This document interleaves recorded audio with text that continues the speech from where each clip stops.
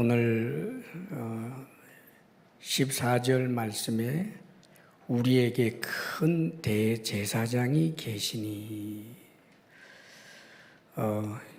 우리에게 가장 큰 보물, 우리의 가장 소중한 것이 있는데 그분이 바로 큰 대제사장이시다. 그래서 이 대제사장, 큰 대제사장이 계시니까 담대하게 은혜의 보좌 앞에 나아가라. 오늘 성경이 우리에게 주고 있는 가장 중요한 메시지지요. 그래서 오늘 이 본문 통해서 큰 대제사장이신 예수님이 어떤 분인지, 또 우리가 왜 하나님의 보좌 앞에 담대히 나아가야 하는지, 그 이유에 대해서 오늘 말씀을 나누도록 합니다. 오늘 먼저 12절, 13절 말씀 다시 한번 읽어보죠. 시작. 하나님의 말씀은 살아있고 활력이 있어 좌우에 날선 어떤 검보다도 예리하여 혼과 영과 및 관절과 골수를 찔러 쪼개기까지 하며 또 마음의 생각과 뜻을 판단하나니 지으신 것이 하나도 그 앞에 나타나지 않음이 없고 우리의 결산을 받으실 이에 눈앞에 만물이 벌거벗은 것 같이 드러나느니라. 여기 말씀을 이야기를 먼저 하고 있어요. 하나님의 말씀은 살아있고 그럽니다. 하나님의 말씀이 살아있다라고 하는 이 표현은 쉽게 말하면 죽지 않았다. 살아있기 때문에, 살아있는 하나님의 말씀이기 때문에 이 말씀에 중요한 의미가 세 가지가 담겨 있습니다. 그 하나는 하나님의 말씀은 살아있기 때문에 능력 있는 말씀이다. 살아있는 하나님의 말씀은 능력입니다, 여러분. 태초에 하나님이 만물을 창조하십니다. 그럴 때 그 만물을 창조한 능력이 하나님의 말씀이지요. 살아있는 하나님의 말씀. 빛이 있으라 하시며 빛이 있었고 우리 눈에 보이는 것과 보이지 아니하는 모든 것들을 하나님께서 말씀으로 창조하시지요. 살아있는 하나님의 말씀은 만물을 창조할 수 있는 능력의 말씀인 것입니다. 그리고 살아있는 하나님의 말씀이라고 하는 또 한 가지 의미는 하나님의 말씀은 살아있기 때문에 그 살아있는 말씀으로 하신 그 약속은 반드시 이루어진다라는 뜻을 담고 있습니다. 우리의 말들이야 시건이 많죠. 사람의 말은 죽은 말이기 때문입니다. 그러나 하나님의 말씀은 살아있기 때문에 결코 시건을 하거나 거짓말하지 않습니다. 그래서 민수기에도 하나님은 사람이 아니시니 거짓말을 하지 않으시고 인생이 아니시니 후회가 없으시도다. 어찌 그 말씀하신 바를 행치 아니하시며 하신 말씀을 실행치 않겠느냐라고 말씀하셔서 살아있는 하나님의 말씀은 약속으로서 반드시 성취된다 하는 것을 이야기합니다. 그리고 또 한 가지 살아있는 하나님의 말씀의 중요한 의미가 지금 12절, 13절에서 강조하고 있는 말씀인데 살아있는 하나님의 말씀은 심판의 말씀이에요. 하나님의 말씀은 살아있고 약속도 하셨고 능력이 있는 말씀이기 때문에 그 말씀대로 반드시 이루어집니다. 그러므로 하나님의 말씀을 믿지 못하는 이에게는 하나님의 말씀으로 인한 심판을 받게 된다, 그 말이에요. 말씀이신 하나님 앞에 서게 될 때 모든 이가 벌거벗은 자처럼 드러날 수밖에 없습니다. 하나님 말씀은 살아있고 운동력이 있어서 좌우에 날선 어떤 검보다도 예리하기 때문에 혼과 영과 관절과 골수를 찔러 쪼개기까지 하며, 다시 말하면 어느 누구도 숨길 수 없고 감출 수 없다고요. 다 드러나게 하시는 말씀, 하나님의 살아있는 말씀입니다. 지금 히브리서 전체에 흐르고 있는 가장 중요한 메시지가 사실은 이거예요. 전날에 이스라엘 백성들이 하나님의 말씀을 신뢰하지 못하였기 때문에 가나안 땅에 그 1세대가 들어가지 못하는 것처럼 하나님의 말씀을 믿지 못하고 그 말씀에 순종하지 못하게 되면 가나안 땅에 들어가지 못하는 것처럼 오늘날도 하나님의 말씀을 우습게 여기고 하찮게 여기고 태만히 여기다가는 살아있는 이 능력의 하나님의 말씀의 심판 앞에 직면하게 될 것이라는 것을 경고해 주고 있는 말씀입니다. 많은 예수 믿는 유대인들이 자꾸만 다시 유대교로 돌아가려고 하는 그때에 너희들은 분명히 하나님의 약속을 받았다. 살아있는 하나님의 말씀의 약속을 받았다. 살아있는 이 하나님의 말씀은 능력 있는 말씀이다. 그러나 심판의 말씀이기도 하다. 이것을 다시 한번 강조해 주고 있는 것입니다. 그러면서 하나님의 심판 앞에 서지 않기 위해서 오늘 말씀 14절에 그러므로 하고 연결을 합니다. 그러므로 우리에게 큰 대제사장이 계시니 승천하신 이 곧 하나님의 아들 예수시라. 우리가 믿는 도리를 굳게 잡을지어다. 믿는 도리 즉 신앙 고백, 주님을 향한 그 신앙을 굳게 붙잡아야 한다. 우리에게 있는 큰 대제사장이라고 그렇게 표현해 줍니다. 예수님이 우리에게 있는 큰 대제사장이에요. 대제사장은 제사장들을 대표하는 사람입니다. 이 제사장이 많은 제사장이 있지만 그 중에 대제사장만 1년에 한 번씩 이 이스라엘 백성들의 모든 죄와 허물들을 하나님 앞에 가지고 나가서 깨끗하게 씻게 되는 대속죄일 날이 있어요. 1년에 한 번입니다. 그러면 대제사장은 그 절차를 따라서 하나님 앞에 희생 제물을 드리고 그리고는 그 절차를 따라서 지성소에 들어가서 정결케 하는 예식을 하게 되는 것입니다. 그러면서 이스라엘 백성들의 그 죄를 공식적으로 깨끗하게 씻어준다라고 하는 그런 선언이 있게 되는 날이 대속죄일이에요. 자, 지금 히브리 유대인들, 예수 믿는 유대인들, 예수 믿는 히브리인들, 이 히브리인들 즉 유대인들이 예수를 믿고 나니까 상실감이 많이 커져가고 있다는 말이에요. 그 중에 하나가 성전에서 드려졌던 그 제사 제도예요. 성전에서 그 웅장하게 드려지던 그 제사, 그리고 대속죄일이 되게 되면 대제사장이 엄청난 그런 옷을 입고 그리고는 정말 대단한 그런 모습으로 하나님 앞에 나아가게 되고 속죄를 선언하게 되는 그런 모습을 볼 때마다 가슴이 뜨거워지고 했던 그런 추억들이 있는데 예수 믿고 나니까 성전 제사도 없고 대제사장이라고 하는 소위 말하자면 그들에게 대단했던 영웅도 사라져 버렸고 그래서 그렇지 않아도 박해 때문에 힘들어 죽겠는데 자꾸만 유대교로 돌아가려고 하는 그런 내적 움직임들이 있었던 것입니다.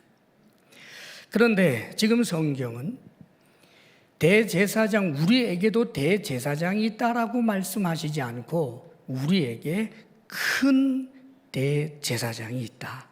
그렇게 표현합니다. 왜냐하면 사람 대제사장하고는 구별되는 큰 대제사장이 있는데 그분이 예수라는 말입니다. 왜 큰 대제사장이라고 했을까? 대제사장하고 비교할 수 없을 정도로 더 큰 대제사장이라는 말입니다. 사실 대제사장은 예수님을 예표하던 인물입니다. 대제사장이 속죄일 날 지성소에 들어가서 사람들의 죄를 씻는 그 예식을 거행하게 되는 그 일은 예수님이 인류의 죄를 대신하여 짊어지고 인간의 죄를 깨끗하게 씻어주시는 진정한 대제사장이신 예수님을 예표해 준 사람, 상징적 인물, 그들이 대제사장이었고 제사장이었던 거예요. 성전도 사실은 예수 그리스도를 상징하는 것일 뿐입니다. 모든 것은 다 예표적인 것이었고 상징이었는데 이제 실제가 오지 않았느냐 그 말입니다. 너희들은 지금 예표적인 상징을 붙들고 있는 것이 아니라 실제인, 참으로 그 실제를 이제 너희들이 붙들고 있다, 그것을 말씀하면서 저런 상징인 줄도 모르고 예표인 줄도 모르고 진짜가 왔는데도 예표만 붙들고 있는 저 믿지 아니하는 유대인들하고는 달리 너희들은 큰 대제사장, 진정한 대제사장을 너희들이 지금 가지고 있지 아니하냐, 이것을 말씀해 주고 있는 것입니다. 그러면서 큰 대제사장이 어떻게 차이가 나는지 이렇게 말씀해 주시죠. 그분은 승천하신 이라고 먼저 표현해 줍니다. 우리가 믿는 큰 대제사장이신 예수님, 그분은 어떤 분이냐? 승천하신 분이래요. 승천하셨다. 사실 예수님이 승천하시는 모습을 500여 명이나 되는 사람들이 감람산에서 우리 주님이 승천하는 모습을 직접 목격을 했습니다. 그렇기 때문에 바울이 나중에 그 편지를 썼을 때 그 편지를 읽는 사람들 중에 태반이 그 편지를 읽을 때도 살아있다라고 말할 정도였어요. 그러니까 예수님이 승천하시는 모습을 분명히 보았기 때문에 아마 여기 있는 유대인들 가운데서도 이것을 부인할 수 있는 사람은 아무도 없습니다. 그런데 주님이 승천하셨다라고 하는 것은 어떤 의미를 갖고 있는가? 이 원어적인 의미는 하늘들의 하늘을 뚫고 올라갔다, 이렇게 표현을 해요. 이 말은 하나님 계신 곳까지 갔다, 그 뜻입니다.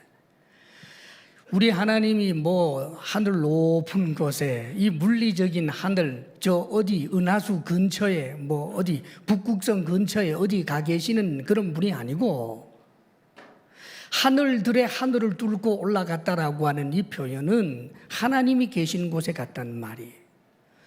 원래 대제사장이 들어갔던 지성소는 하나님의 법궤가 있고 하나님의 법궤의 뚜껑을 씌은 좌, 은혜를 베푸는 보좌, 다시 말해서 지성소에는 하나님이 계시고 하나님은 하나님의 법궤 위에 앉아 있다라고 하는 것입니다. 그러나 이것은 모두 다 예표적인 성격이에요. 실제로 하나님이 그 사람이 만들어 놓은 지성소에, 사람들이 멋있게 만들었다고 애써서 만들었지만 그 법궤 뚜껑 위에 하나님이 처량하게 그렇게 앉아 계시겠습니까, 여러분? 상징이다, 그 말이에요. 그런데 이 상징으로 나아가는 일을 하는 대제사장도 1년에 한 번만 했어야 했고, 죄와 허물이 있던 대제사장은 거기에 들어갔다가 죽는 수도 있었어요. 그 정도로 두렵고 무서운 일이었습니다. 어느 누구도 하나님 앞에 나아갈 수 없다, 그 말이에요. 그런데 우리 주님, 이 예수님은 죽으시고 부활하셔서 승천하셨다, 즉 하나님이 계신 곳에 가셨다, 하나님 옆으로 가셨다, 진정한 지성소로 가셨다. 할렐루야.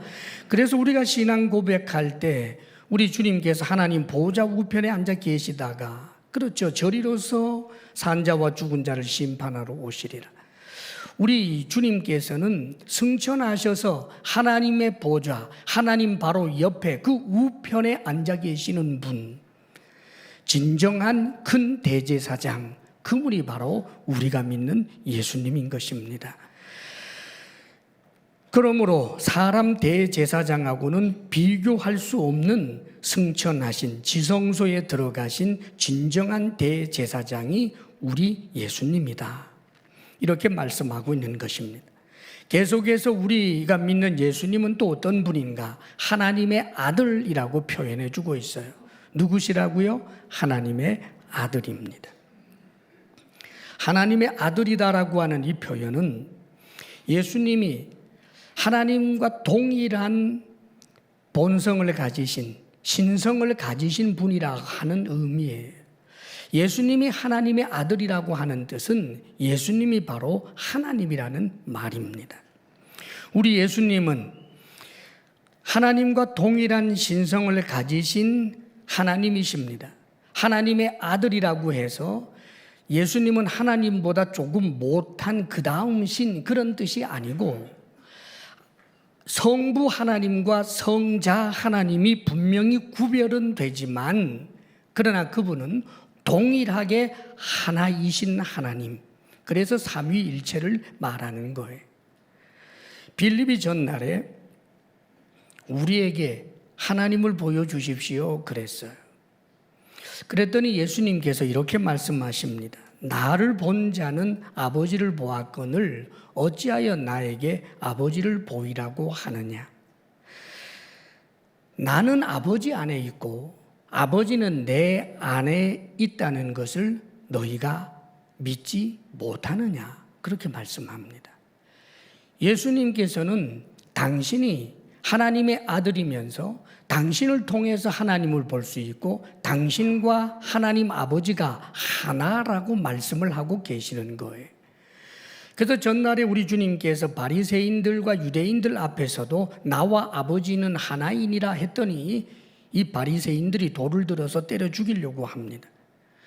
내가 무슨 잘못을 했다고 나를 죽이려고 하느냐? 내가 무슨 악한 짓을 했느냐라고 물었을 때 그들이 하는 말, 네가 무슨 악한 짓을 해서가 아니라 사람이면서 자칭 하나님이라고 말하는 참남함 때문에 우리가 너를 죽이려고 한다. 이렇게 대화하는 내용이 나옵니다.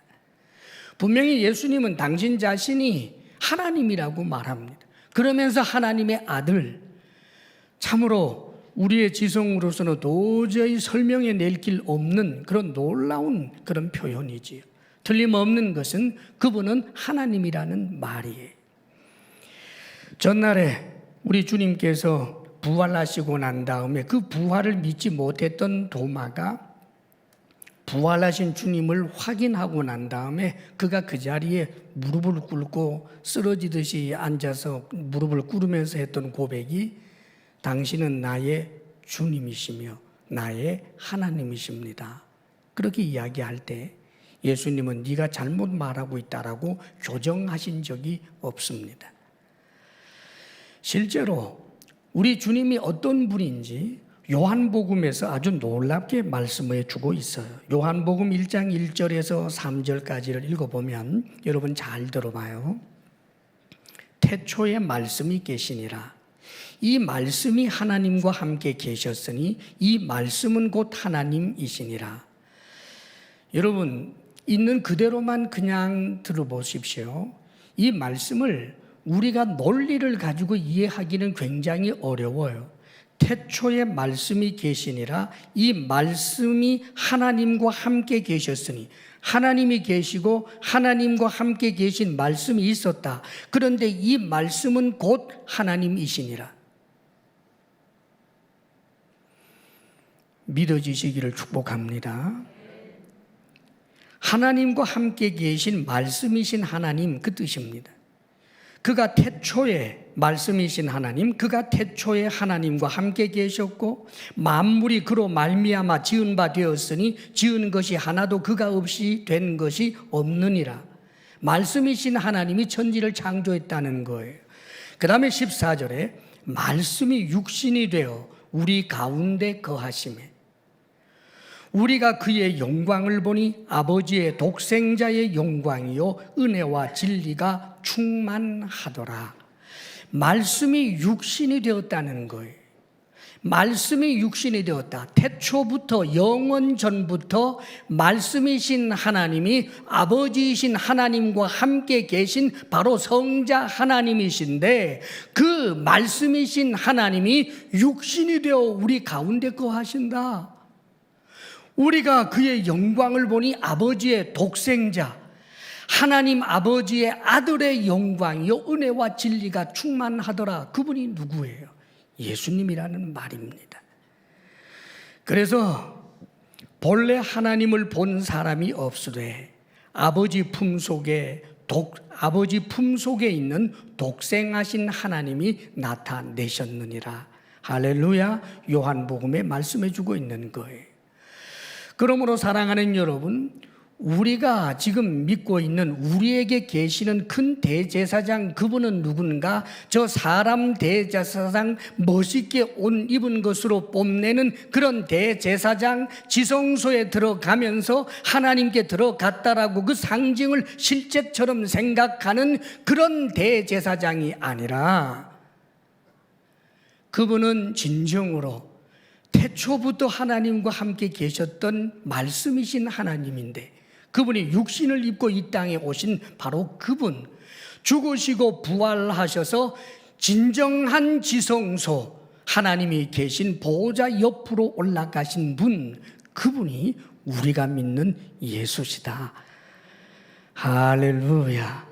그래서 이제 말씀해 주잖아요. 14절에 다시 말씀하시기를, 그러므로 우리에게 큰 대제사장이 계시니 승천하시니 곧 하나님의 아들 누구시라? 예수시라. 사랑하는 여러분, 그런 분이 계시더라 이게 아니고요. 옛날에 태초부터 말씀이 있다가 말씀이 이 땅에 오셨다가 그리고는 어느 날 승천하신 분이 있다더라 이게 아니고, 역사 속에 구체적으로 존재했던 인물, 나사렛 예수. 그의 아버지는 요셉, 그의 어머니는 마리아, 그가 태어난 곳은 베들레헴, 그가 자라난 곳은 나사렛. 목수 청년으로 자라났기 때문에 청소년 시절에 함께 있던 친구도 있었을 터이고, 그가 장성하여 30이 될 때까지 목수로 살다가 3년 공생의 기간에 열심히 하나님 나라를 전파했던 바로 그 역사적인 인물, 본디오 빌라도에게 고난을 받았던, 사형 판결을 받고 사형 집행을 당해야 했던 역사적 인물 예수, 그분이 우리에게 대제사장이고 그분이 말씀이고 그분이 바로 하나님이란 말입니다. 그런데 어떻게 너희들에게 대제사장이 없다고 그렇게 헛헛해 하느냐? 성전 예배가 없다고 왜 그렇게 헛헛해 하느냐? 우리에게 계시는 분은 이렇게 귀한 분, 대제사장이 있다. 이것을 지금 강조해서 말씀해 주고 있는 것입니다. 그러므로 이 예수님이 우리의 대제사장, 큰 대제사장이라는 사실을 굳게 믿고 그분이 우리의 중보자라는 사실을 굳게 믿는 도리를 붙잡아야 한다. 다시 한번 강조해 주고 있는 것입니다. 그러면서 대제사장이신, 참으로 우리에게 있는 이 대제사장이신 예수님이 우리에게 어떻게 도우시고 역사하십니까? 15절 말씀을 함께 읽습니다. 15절 시작. 우리에게 있는 대제사장은 우리의 연약함을 동정하지 못하실 리가 아니요 모든 일에 우리와 똑같이 시험을 받으시니로되 죄는 없으시니라. 우리에게는 대제사장은 우리의 연약함을 동정하지 못하실 리가 아니다라고 말합니다. 옛날 개역 성경에는 체휼이라고 표현이 되어 있어요. 근데 사실 개인적으로는 체휼이라는 말이 더 좋은 것 같아요. 체험하여 긍휼히 여긴다. 동정이라고 지금 표현이 되어 있는데, 이것은 체험해서 공감한다라고 하는 원어적인 의미가 있어요. 자, 우리 예수님은 우리의 대제사장으로 하나님과 우리 사이를 중보해 주시는 분인데, 중보하는 대제사장에게는 참으로 중요한 것이 있어요. 뭐가 있느냐 하면, 누가 대제사장 직분을 잘 감당할 수 있느냐 하면 하나님을 잘 알아야 합니다. 첫째. 하나님을 모르는 이가 대제사장을 하면 말도 안 되잖아요. 또 한 가지는 하나님과 사람 사이의 중보자이기 때문에 사람을 잘 알아야 돼요. 그래야 사람 편에 서서 하나님 앞에 탄원하고 아뢰할 수 있는 것 아니에요.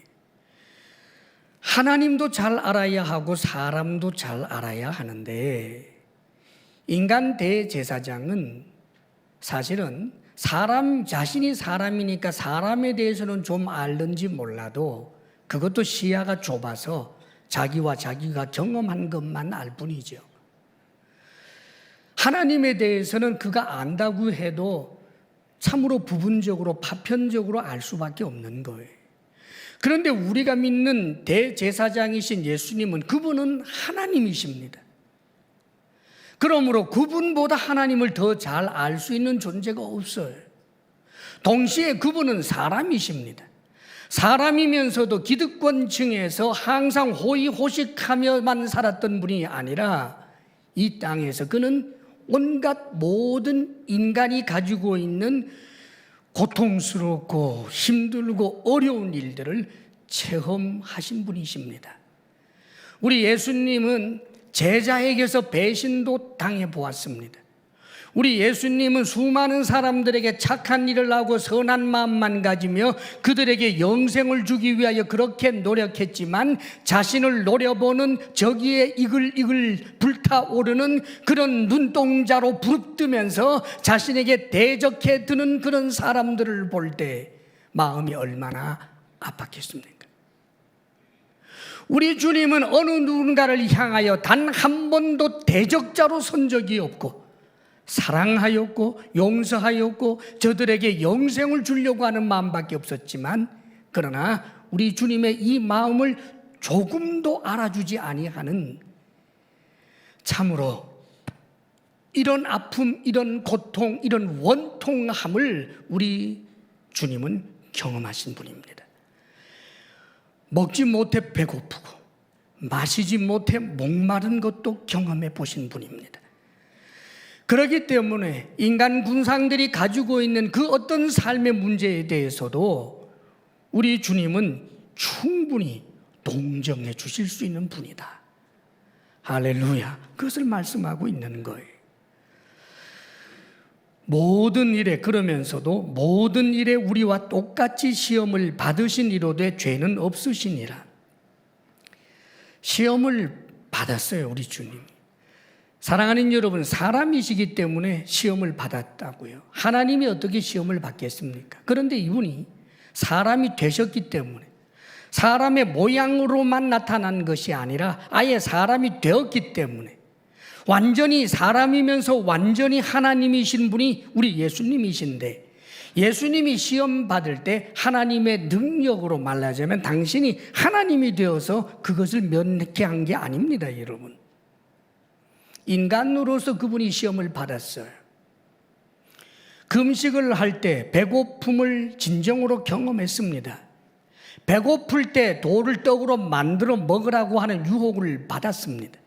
십자가 지지 않고, 십자가 고통 겪지 않고 인간들을 구원할 길을 제시해주는 마귀의 음성에도 들었습니다, 여러분.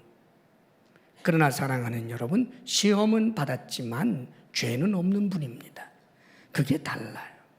사실 이 세상의 모든 사람들은 가만 내버려 두면 죄가 별로 안 드러나요. 시험하면 드러나요. 인간과 주님의 차이예요. 그분은 사람이시면서도 아담적 본성, 죄의 본성을 가지고 계시는 분이 아니기 때문입니다. 성경에 보면 그렇게 대단했다라고 하는 그런 하나님의 사람들도 건드리면 그 악한 것이 드러나는 게 보여요. 가령 모세에 대해서 성경이 뭐라고 그를 설명해 주느냐 하면 세상의 모든 사람들 중에서 가장 온유한 사람이라고 칭찬해 줬어요. 그런데 여러분, 이 온유한 모세가 왜 가나안 땅에 못 들어가신지 아세요? 성질 내서 그래요. 참 역설 아닙니까, 여러분? 온유한 분이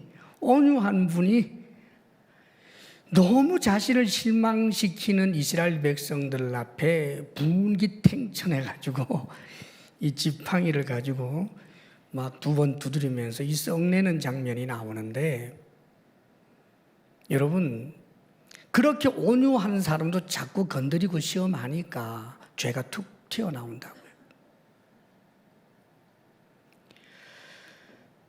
그런데 우리 주님은 죄가 없어요. 그렇기 때문에 완벽한 우리의 큰 대제사장이에요.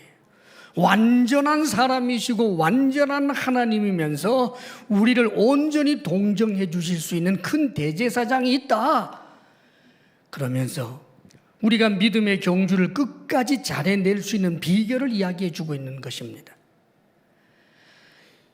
하나님의 능력의 말씀, 약속의 말씀, 심판의 말씀을 따라서 하나님의 말씀을 업수히 여기고 믿지 아니하고 불순종하게 되면 하나님의 심판대 앞에 설 수밖에 없다라고 하는 것을 경고하면서도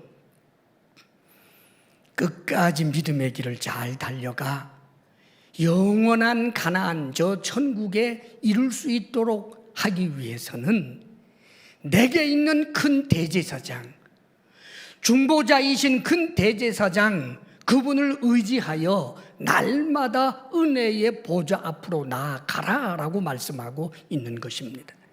그것이 우리가 이기는 길입니다. 그것이 우리의 삶의 문제를 헤쳐낼 수 있는 능력이고 힘인 것입니다. 16절 말씀 우리 같이 한번 읽어보겠습니다. 시작. 그러므로 우리는 긍휼하심을 받고 때를 따라 돕는 은혜를 얻기 위하여 은혜의 보좌 앞에 담대히 나아갈 것이니라. 사랑하는 여러분, 심판의 보좌가 은혜의 보좌가 되어버립니다. 예수 그리스도 중보자이신 우리 예수 그리스도, 우리를 구원하여 주시는 우리의 믿음의 주이신 그리스도를 믿는 믿음으로 나아가게 될 때 항상 하나님은 우리에게 은혜를 베풀어 주시는 우리의 아버지 하나님이 되시는 것입니다. 사랑하는 여러분, 우리가 담대히 하나님 앞에 나아갈 것입니다. 왜냐하면 우리의 죄와 허물을 주님께서 십자가로 깨끗하게 씻어주시고 우리를 용서해 주신다고 약속해 주셨기 때문입니다. 그리스도로 말미암은 의의 옷을 입고 우리는 날마다 하나님 앞으로 나아갈 수 있는 것입니다. 나아가게 될 때 우리는 긍휼하심을 받게 됩니다. 여러분, 사랑하는 여러분, 은혜의 보좌 앞으로 나아갈 때마다 하나님은 우리를 긍휼히 여겨주신다는 거예요. 하나님의 긍휼히 여기심을 받는다? 내가? 이것이 은혜라고 믿어지는 분들은 복 있는 분들입니다. 내가 왜 하나님의 긍휼을 받아? 내가 뭐가 부족해서? 사랑하는 여러분, 주님을 못 믿는 분들입니다. 우리 인간은 하나님께 긍휼을 받지 않아도 될 만한 대단한 존재가 단 하나도 없습니다. 어느 누군가가 내가 가지고 있는 이 소유, 내가 가지고 있는 이 지위, 이것이 너무너무 대단하기 때문에 신이 있다 할지라도 나는 신의 긍휼 따위는 받지 않을 거야 라고 큰 소리를 쳤다면 저는 분명히 말씀드립니다. 언젠가 심판대 앞에서 그가 가장 저주스럽게 생각하는 것은 자신이 많이 가졌던 것, 높은 지위에 있었던 것, 그래서 나사로와 같은 하나 없는 거지를 오히려 부러워할 것입니다. 내가 왜 긍휼을 받아야 돼? 나는 이 시대의 양심으로 살았고 하늘을 우러러 부끄러울 것 없이 그렇게 살았는데 내가 왜 죄인처럼 하나님의 긍휼을 입어야 돼? 하나님의 긍휼 따위는 필요 없어. 나는 내 규칙과 원칙을 가지고 올곧게 살았고 나중에 정말 하나님이 있다면 하나님 앞에 서서 눈을 똑바로 뜨고 내가 무엇을 잘못했는지 내가 낱낱이 그와 항변하며 내가 나 자신을 변론하리라. 혹 그런 이가 있다면 저는 분명히 말씀드립니다.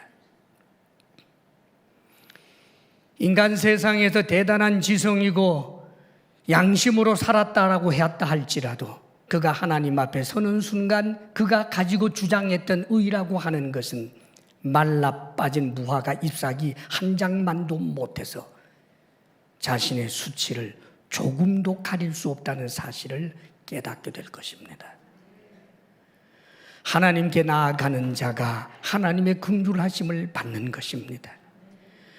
죄가 있고 부족함이 있고 의가 부족하고 가진 것이 없고 미천하다 할지라도 주님 앞에 나아가 긍휼하심을 입는다라고 한다면 그것은 얼마나 큰 복인지 모릅니다.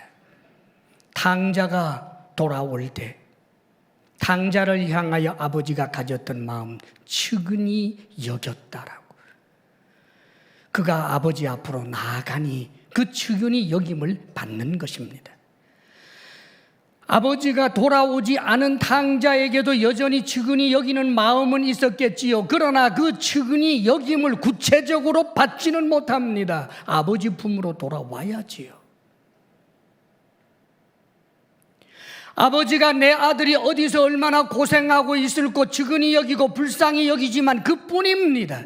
하나님이 인간을 향해서 너는 태어나지 않았으면 좋을 뻔했노라라고 가룟 유다에게 그렇게 말했지만 측은히 여김의 대상이기는 하지만 측은히 여김을 온전히 받지는 못합니다.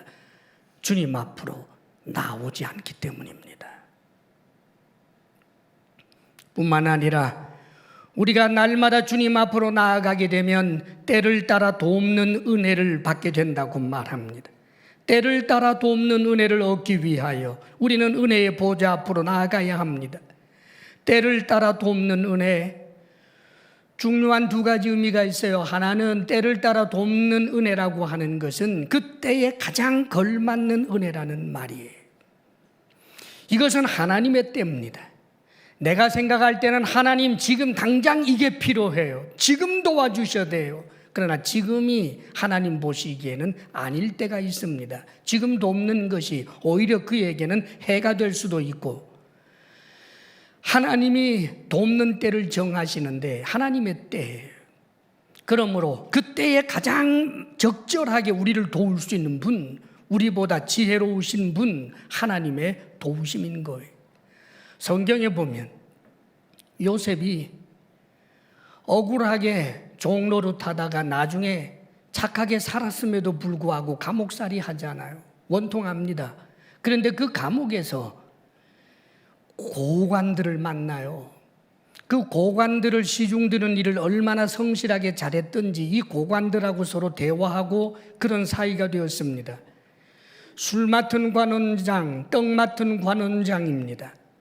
그런데 이들이 어느 날 친숙해지고 난 다음에 친해졌으니까 자신들이 꾼 꿈 이야기를 하잖아요. 그런데 그 꿈을 해석해 주면서 술 맡은 관원장은 사흘 안에 복직하게 될 것입니다. 그러면서 그 술 맡은 관원장에게 당신이 이제 복직이 되면 제발 나를 기억해 주시고 나를 이 집에서 나가게 해 주십시오. 내가 사실은 이 감옥에 들어올 만큼 그런 죄를 지은 적도 없는 저 히브리 사람인데 히브리 사람으로 억지로 이곳에 끌려온 사람입니다 라고 이야기를 합니다. 그런데 여러분, 이분이 복직이 됐어요. 그리고 새까맣게 잊어버려요. 요셉의 입장에서 볼 때는 얼마나 속상했겠어요. 그렇게 친절로 섬겨줬고 자신에게 그렇게 기쁜 소식도 들려줬는데 말 한마디만 바로왕에게 하기만 하면 자신이 여기서 빠져나갈 텐데 야속하다 야속하다 얼마나 야속했겠어요. 그런데 사랑하는 여러분, 그때 요셉 감옥에서 나오면 뭐 할 건데요? 정말 이 술 맡은 관원장이 바로에게 얘기해서 요셉이 억울하게 감옥살이 했다라고 해서 그가 나와서 뭘 하느냐고요. 집으로 돌아가면 형들이 자기 팔았다라고 하는 거 드러나고 집안만 풍비박산나지요. 그런데 시간이 꽤 많이 흐른 다음에 바로 왕이 꿈을 꾸고 그 꿈을 해석할 수 있는 사람이 아무도 없는 심각한 그 상황에서 드디어 술 맡은 관원장의 머릿속에 요셉이 생각나게 하셨습니다. 때를 따라 돕는 은혜입니다. 사랑하는 여러분, 하나님의 은혜의 보좌 앞에 날마다 나아가는 것 결코 헛되지 않습니다. 나아가 봤는데도 도움을 받지 못했다? 아닙니다, 여러분. 때를 따라 돕는 은혜라고 하는 또 한 가지 의미는 하나님께서 나를 돕지 않아도 될 때는 없다라고 하는 뜻이에요. 때를 따라 돕는 은혜. 우리는 늘 때들을 살고 있습니다. 시간들을 살고 있습니다. 이 시간을 구속해내야 합니다. 세월을 아끼라 때가 악하니라 그럽니다. 사랑하는 여러분, 진정으로 의미 있는 시간들은 뭔가? 하나님 앞에 나아가는 거예요. 하나님 앞에 나아가지 않아도 될 어느 때는 없습니다, 여러분. 많은 사람들이 착각합니다. 평안하다, 하는 일이 잘 되고 있다, 그러니까 하나님께는 안 나가도 되는 줄로 착각합니다. 사랑하는 여러분, 힘들고 어려운 일이 있습니까? 당연히 하나님께 나아가십시오. 잘 되고 있습니까? 기도할 일이 없습니까? 그저 이 모양 이대로만 살면 아쉬울 것 하나도 없다? 제가 말씀드립니다. 더욱더 열심히 하나님께 나아가십시오. 하나님께 나아간다는 것은 하나님을 찬양하고 예배한다라는 의미, 그러므로 우리가 예배를 소중히 여겨야 합니다. 사랑하는 여러분, 하나님 앞에 나아가되 적극적으로 나아가야 합니다. 하나님 거로 나아가라라고 말씀하실 때 이 나아가라라고 하는 원어적인 의미 자체가 가까이 다가가서 눈으로 볼 수 있고 손으로 만질 수 있고 귀로 들을 수 있을 정도로 가까이 나아가라는 거예요. 그런데 너무나 많은 사람들이 멀찍이 나아갑니다. 하나님께 나아가기는 하는데 겉모양만 나아가고 마음은 나아가지 않습니다. 하나님 품에 안겨야 되는데 하나님 손끝만 잡고 엉덩이는 뒤로 빼면서, 사랑하는 여러분, 천진난만한 어린아이가 아빠 엄마 품에 안기듯이 그렇게 나아가십시오.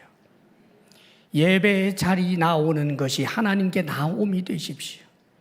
예배 자리가 부담스럽고 힘들고 싫어서 비비틀면서 앉아서 내 속에, 머릿속에는 설악산도 나왔다가 제주도도 나왔다가 그러지 말고 마음을 열고 하나님께 온전히 나아가시기를 바랍니다.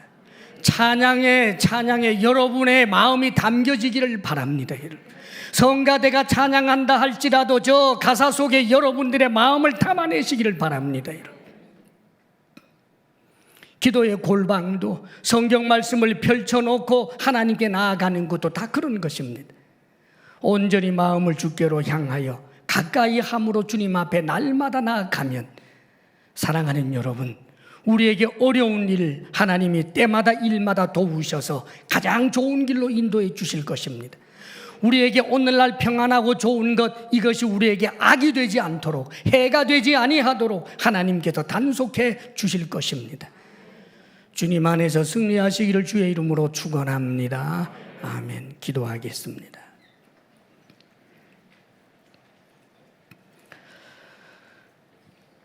사랑하신 하나님, 우리가 날마다 하나님 앞으로 나아갈 줄 알게 하옵소서.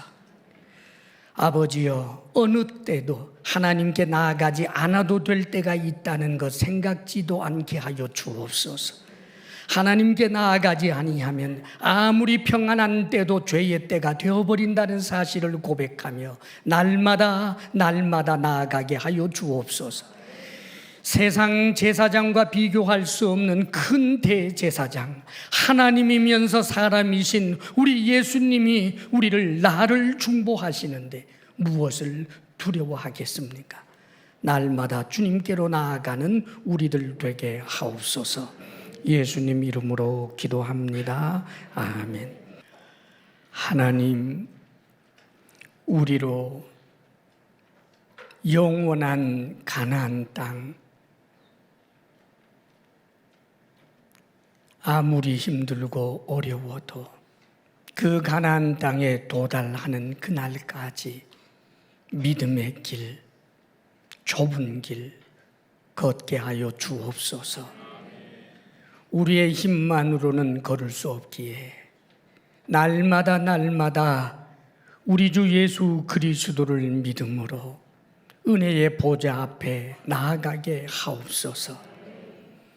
그리하여 하나님, 오늘 이 자리에 있는 어느 누구 한 사람도 하나님의 영원한 자녀된 그 권세를 저버리는 이가 없도록 은혜 위에 은혜를 더하여 주옵소서.